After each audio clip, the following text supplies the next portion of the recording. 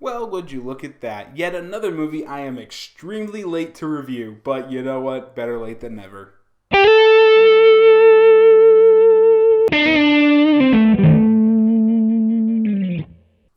Hello and welcome back to another midnight showing. As always, I'm Kelly, and I just got out of The Good Dinosaur, a movie that, well, is pretty decent. The animation is beautiful, although a little unfocused for whatever reason. The characters are drawn like cartoons, but the backgrounds look like something as realistic as, well, real life. I mean, Jesus, just look at an animated GIF of the water. It looks beautiful. Not when they're under it, but when they're just like looking at this river, it's mind blowing. It looks real. That's how good the animation is on this. But then you have these overly cartoonish designs where the Good Dinosaur looks like the Sinclair dino from the freaking Conoco commercials. Not Conoco, but Sinclair gas station. It's just mind-blowingly weird. I'm not going to say it's bad. It's just not a choice that I would have made. And also, you can tell this movie had some production problems, as there are parts of the story where it literally just says, oh, hey, look, branching path, we're going to do this for a while. Oh, we got to get back to the main story? Okay. And it's pretty obvious why. They went through directors, they went through writers. From what I heard, this was pushed back like 2 years or something like that. I might be wrong, and feel free to correct me in the comments, but this had a lot of production problems, and you could definitely tell.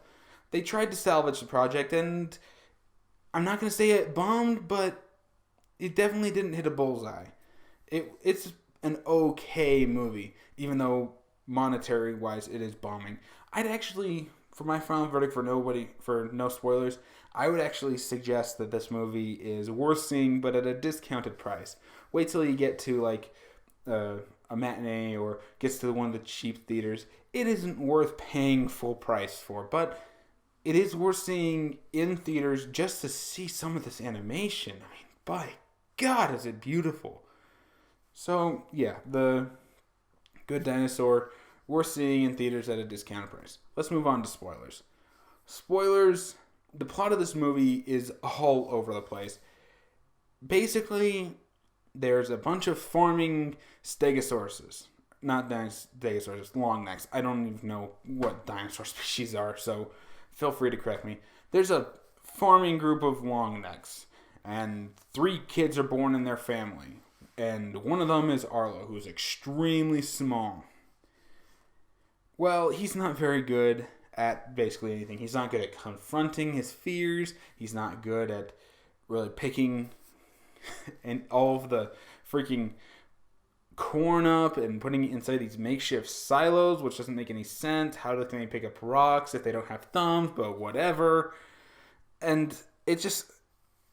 The other 2 brothers are excelling at this, and they were able to, quote-unquote, make their mark, which is kind of like when your family accepts that, yes, you did something great, which is you put your muddy footprint on the side of the silo next to the mother and father's.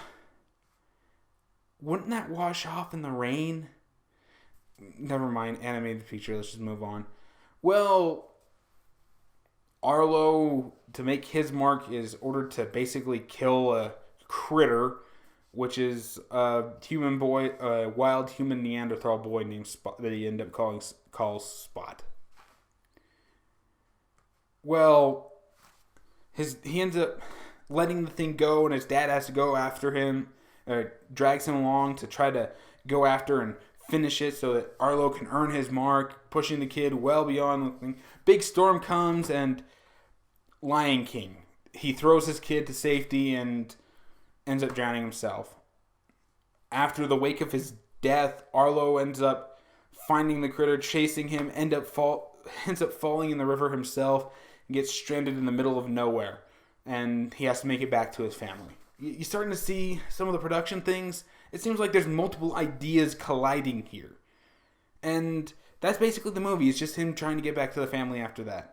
And side quest after side quest, one in which involving some T-Rexes who herd buffalo like cowboys, yet they don't want to eat the long neck, even though it doesn't make any sense, and these cartoon designs don't match what's going on.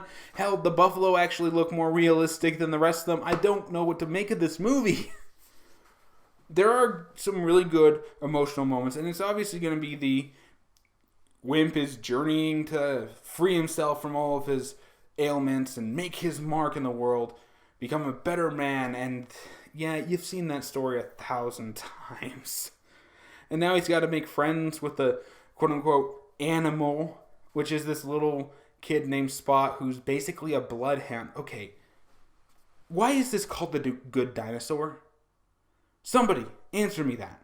Why is it called the Good Dinosaur? If it's all about this relationship that builds between Arlo and Spot, wouldn't this be called the Good Human? I don't know what to make of this film. I will give credit to the voice actor who did play Arlo. He did come off a little wee bit whiny at the very beginning of the film, but by the time he gets stranded, not only have you gotten used to that, but he does carry a lot of emotional weight, especially when he's trying to teach Spot certain concepts like family, and he realizes Spot completely understands him, and Spot's parents are dead, but they're not because they show up at the end of the film just out of the fucking blue. They're just there. Okay. Oh, look, there are even 2 other kids that he apparently didn't know about when he was making his little family circle. What? This movie contradicts itself so goddamn much. And again, you can tell that this is juggled around different production teams. I think there was like 5 screenwriters on this thing. There was no clear-cut story here, guys. As much as the movie would like to make you think there is, there's not. You try to describe this to anyone, especially in a summed-up plot, it just doesn't work. I give credit to the character. I do feel for him when he's trying to get back and he doesn't know how to survive in the wilderness. And he's basically trial by fire. He's got to learn. And the relationship between him and Spot as they grow, and Spot basically just being a good bloodhound dog who actually helps him find food, fend off attackers, and fucking find buffalo. Yeah, that's some really good human nose there. It legitimately does make you feel for the characters. And especially at the very end, which is spoiler, when they find Spot's family and Arlo has to force Spot to go with them because they're his family, even though he's grown so attached to Arlo that he doesn't want to go at first. Much like Inside Out, they tried to do this very heavy emotional scene with little to no dialogue. There's not even a go. It's more of just a couple occasional grunts and a nod and just the sound, letting the sound and the music spell it out, which is very ballsy. For a movie this disjointed, I give it credit for being ballsy. And it kind of paid off. Even I started to feel like I might tear up a little.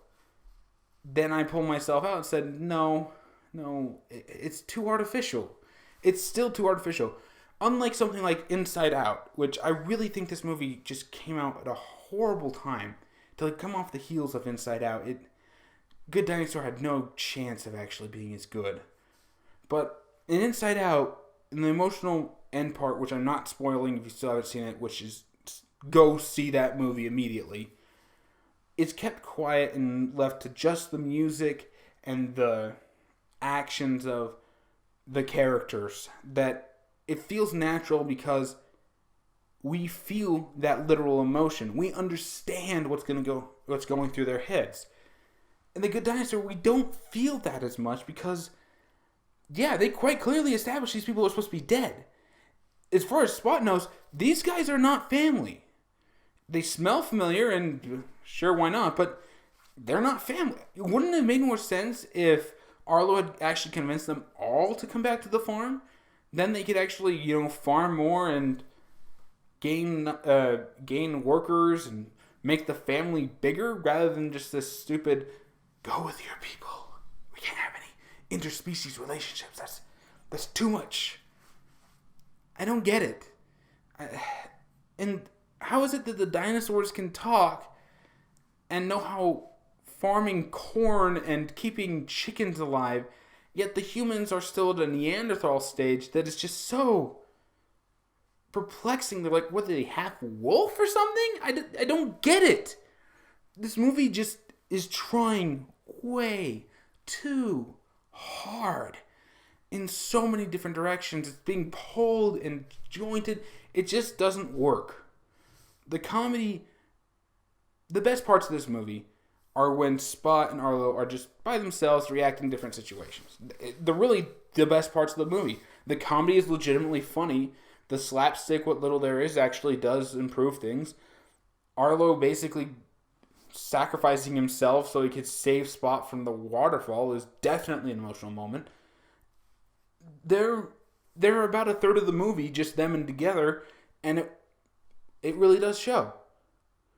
Hell, that detour with the dinosaurs is a very great one because you see people who really do understand that it's okay to be afraid, but it's not okay to be controlled by your fears.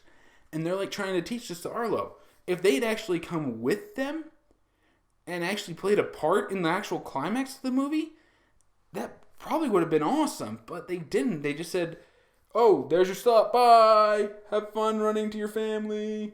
Hope you don't get attacked by those pterodactyls that we defended off earlier. Bye.